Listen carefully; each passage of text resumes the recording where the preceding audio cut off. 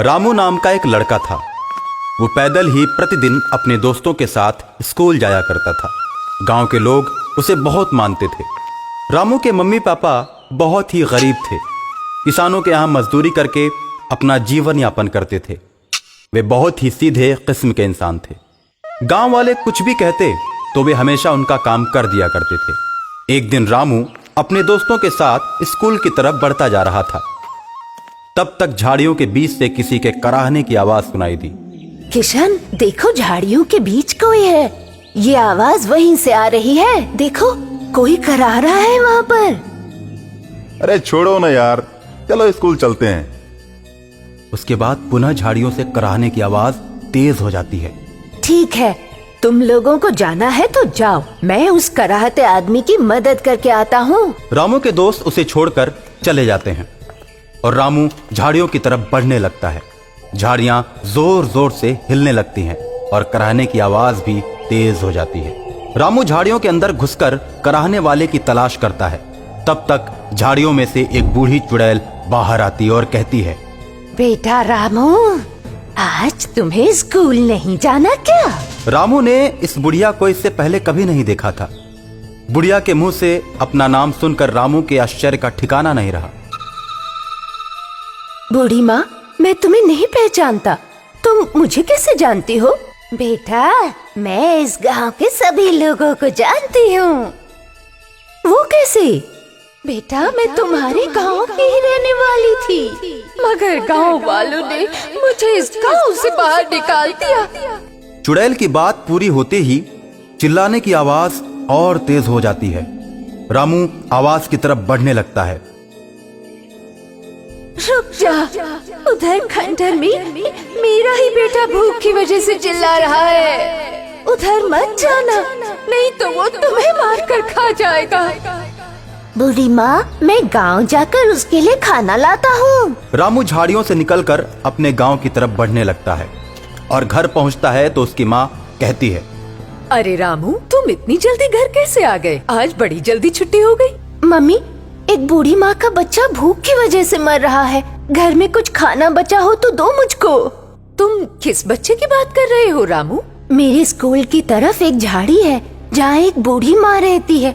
उसी का बच्चा भूख से मर रहा है। माँ, तुम जल्दी से खाना दो, नहीं तो वो मर जाएगा। रामू की मम्मी रामू को ढेर सारी रोटियां बनाकर दे देती हैं और रामू रोटी लेकर झाड़ियों की तरफ चल देता है। लेकिन ये क्या, वो बूढ़ी माँ वहां से गायब हो चुकी है। रामू रोटी लेकर उस बुढ़िया की तलाश करने लगता है। तब तक काफी दूर फिर से वैसी ही रोने की आवाज आने लगती है। रामू झाड़ियों से बाहर निकलकर इस आवाज की तरफ बढ़ने लगता है। कुछ दूर जाने पर उसे एक खंडहर दिखाई देता है। वो रोने की आवाज उसी खंडहर से आ रही होती है। खंडहर के नजदीक जाने पर उसे ऐसा महसूस होता है कि खंडहर में एक नहीं बल्कि बहुत सारे बच्चे रो रहे हैं। बहादुर रामू हाथ में रोटी लिए खंडहर के पास पहुंचता है।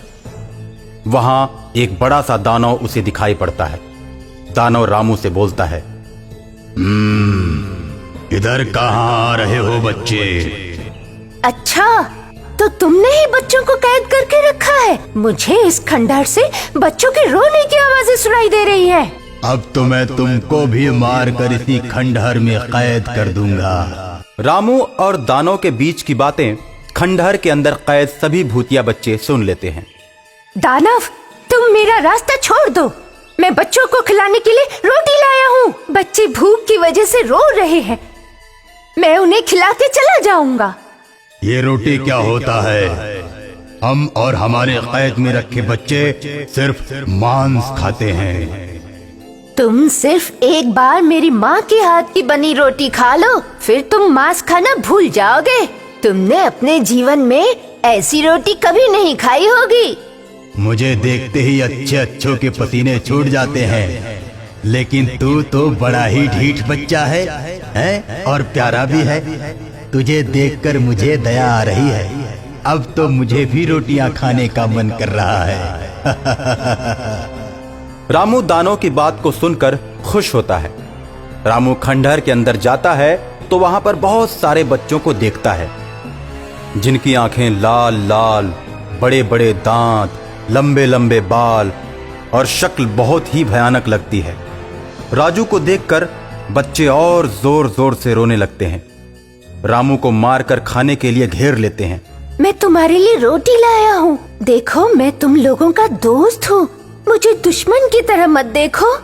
ऐसा कहकर रामू सभी लड़कों में रोटियां बांट देता है। दानव और खंडहर में कैद सभी बच्चे रोटी खाने लगते हैं। रोटी का स्वाद उन्हें बहुत ही अच्छा लगता है। आज से तुम हम सभी के दोस्त हुए। अब हमें रोज ही ऐसी रोटियां ला कर देना। मेरे मम्मी पापा बहुत ही गरीब हैं। मेरे घर में इतना आटा नहीं है कि मैं रोज तुम्हें रोटियां खिलाऊंगा। हाँ, एक बात है, जब भी मेरे घर में भरपूर आटा होगा तो मैं तुम लोगों के लिए माँ के हाथ की रोटी जरूर बनवा कर खिलाऊंगा। इसमें कौन सी बड़ी बात है, आज ही मैं तुम्हें अमीर बना देता हूँ।